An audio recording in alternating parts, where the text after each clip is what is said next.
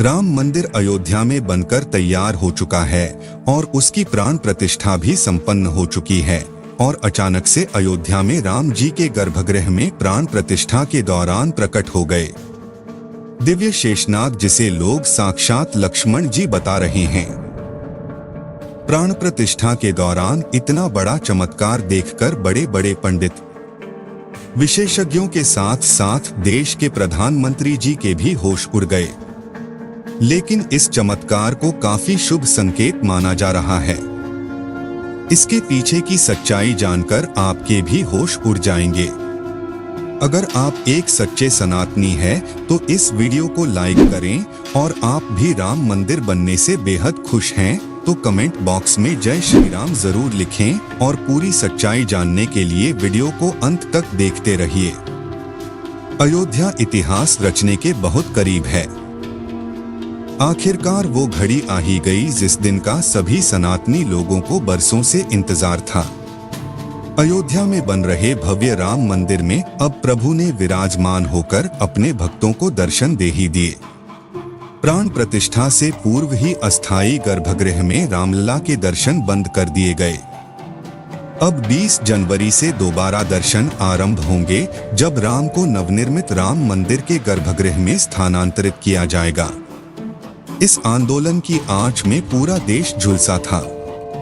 सैकड़ों ने सीने पर गोलियां खाई तो हजारों ने अपना लहू पानी की तरह बहा दिया। बात हो रही है राम जन्मभूमि यानी अयोध्या की, जो 22 जनवरी को राम मंदिर की प्राण प्रतिष्ठा हुई है। उसने पूरी दुनिया को भगवान राम के अस्तित्व से रूबरू कराया है। इस कार्यक्रम के लिए 7,000 से ज्यादा वीवीआईपी और वीआईपी को न्योता दिया गया है।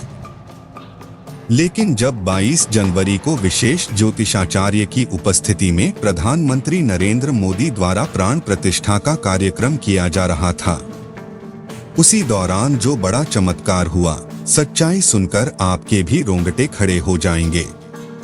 जितना राम मंदिर निर्माण की चर्चा हो रही है, उससे ज्यादा प्राण प्रतिष्ठा को लेकर भी हो रही है। जब नरेंद्र मोदी यजमान प्राण प्रतिष्ठा की तैयारी करने पहुंचे, तो चारों भाइयों के साथ रामलला की छोटी प्रतिमा और 5 फुट की बालक स्वरूप रामलला की बड़ी प्रतिमा गर्भगृह में स्थापित की गई। सबसे पहले तो प्राण प्रतिष्ठा में जितने भी हमारे यहाँ देवता हैं, नवग्रह है और जितनी राशियां हैं, सभी को शांत करने के लिए पूजा अर्चना हुई।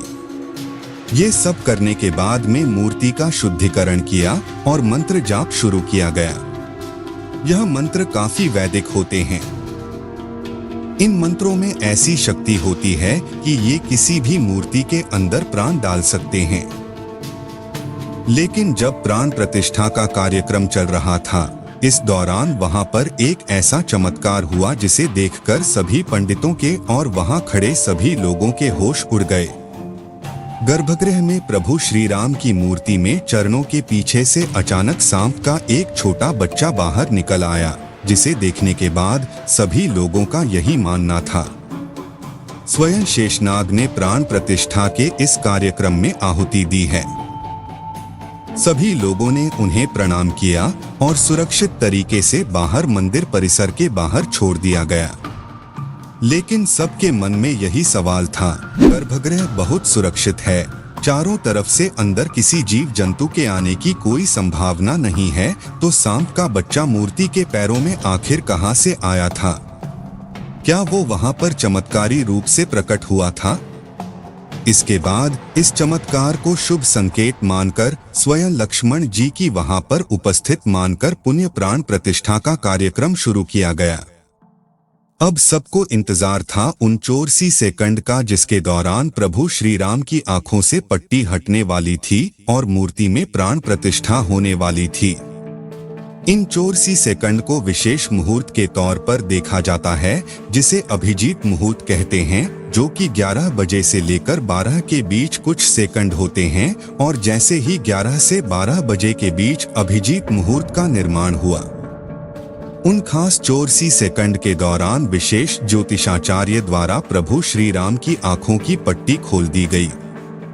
मूर्ति की आंखों के सामने रखा हुआ कांच अपने आप टूट गया और मूर्ति की प्राण प्रतिष्ठा संपन्न हुई।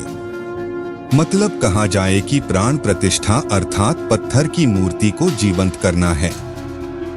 चाहे पत्थर की मूर्ति हो, चाहे धातु की मूर्ति हो, चाहे लकड़ी की मूर्ति हो, जो भी मूर्ति होती है, प्राण प्रतिष्ठित होने पर ही वह पूजनीय होती है। यदि प्राण प्रतिष्ठा नहीं है तो जैसे दुकान में पंडित की हुई मूर्ति वही है, तो इसीलिए उसकी विधि विधान से प्राण प्रतिष्ठा की व्यवस्था है।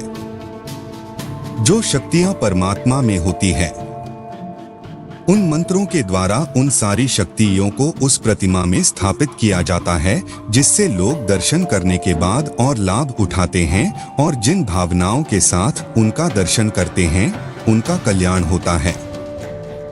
अब सवाल उठता है कि अगर प्राण प्रतिष्ठा के दिन आम जनता राम मंदिर के दर्शन नहीं कर सकती है, तो उनके लिए मंदिर के द्वार खुलेंगे। बता दें कि आम जनता के लिए राम मंदिर के द्वार 25 जनवरी से खुल जाएंगे। हालांकि मंदिर के दर्शन के लिए लोगों को पहचान संबंधित अपने दस्तावेज लेकर जाने होंगे। इन दस्तावेजों की लिस्ट में आधार कार्ड को पहले नंबर पर रखा गया है। इसके अलावा देश भर में संघ के 45 प्रांतों में रहने वालों को भी राम मंदिर दर्शन का न्योता भेजा गया है। इसके तहत रोजाना 25,000 लोग 45 दिन तक रामलला के दर्शन करेंगे, जिनके ठहरने और खाने पीने की व्यवस्था राम मंदिर ट्रस्ट की ओर से की जाएगी। बता दें कि इनमें वे लोग शामिल होंगे जिन्होंने राम मंदिर आंदोलन में हिस्सा लिया था या जिन्होंने राम मंदिर धन संग्रह में कंधे से कंधा मिलाकर साथ दिया था। अब हम आपको अयोध्या में बने इस राम मंदिर की कुछ ऐसी हैरान करने वाली विशेषताएं बताएंगे जिसके बारे में आपको भी नहीं पता होगा, और अगर आप एक सच्चे राम भक्त हैं तो वीडियो के साथ अंत तक जरूर बन रहे। मंदिर का निर्माण प्राचीन भारत की नागर शैली में किया गया है। इस मंदिर की ऊंचाई कुतुब मीनार की लगभग 70% है। अयोध्या में भव्य राम मंदिर भारतीय पारंपरिक विरासत का एक सुविचारित वैज्ञानिक रूप से क्रियान्वित और अद्भुत नमूना है। अयोध्या में लगभग 3 एकड़ भूमि पर बना यह मंदिर 161 फीट ऊंचा, 235 फीट चौड़ा है और इसकी कुल लंबाई 360 फीट है। मंदिर को मजबूत बनाने के लिए खास जोर दिया गया है। इसकी नींव 15 फीट गहरी है और फाउंडेशन पूरी तरह स्टोन से बना है। मंदिर में लोहे या स्टील का इस्तेमाल नहीं किया गया है, जिसके कारण यह मंदिर 1000 सालों से भी ज्यादा समय तक सुरक्षित रहेगा। मंदिर का निर्माण इस तरह से किया गया है कि रिक्टर स्केल पर 7 की तीव्रता का भूकंप भी इसका कुछ नहीं बिगाड़ पाएगा। राम मंदिर में कुल सीली इस दरवाजे लगेंगे। इनमें से 42 पर 7 किलो सोने की परत चढ़ाई है। सीढ़ियों के पास 4 दरवाजे लगे हैं, जिन पर सोने की परत नहीं होगी। मंदिर के दरवाजों को महाराष्ट्र की सागौन की लकड़ी से बनाया गया है। इन पर हैदराबाद के कारीगरों ने नक्काशी का काम किया है। मंदिर में रामनवमी के दिन भगवान राम का अभिषेक सूर्य की किरणों से होगा। दोपहर के समय जब सूर्य दक्षिण की ओर होगा, तब मिरर और लेंस से सूर्य की रोशनी रिफ्लेक्ट होकर भगवान के ललाट पर पड़ेगी। सच में दोस्तों, राम मंदिर का इतिहास बहुत बड़ा है और हम सभी इसके इतिहास के सामने बहुत छोटे हैं, लेकिन ये हमारा सौभाग्य है कि हम राम मंदिर को बनता हुआ अपनी आंखों से देख पाए। हम नमन करते हैं उन सभी कारसेवकों को जिनके बलिदान से हमें आज का यह दिन देखने को मिला है। आप भी नीचे कमेंट बॉक्स में उन्हें श्रद्धांजलि जरूर दें, और अगर आपको ये वीडियो पसंद आई है, अगर आप एक सच्चे राम भक्त हैं, तो वीडियो को लाइक करके कमेंट बॉक्स में जय श्री राम जरूर लिखें।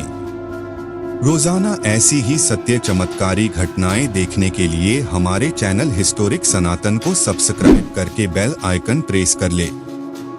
धन्यवाद। जय श्री राम।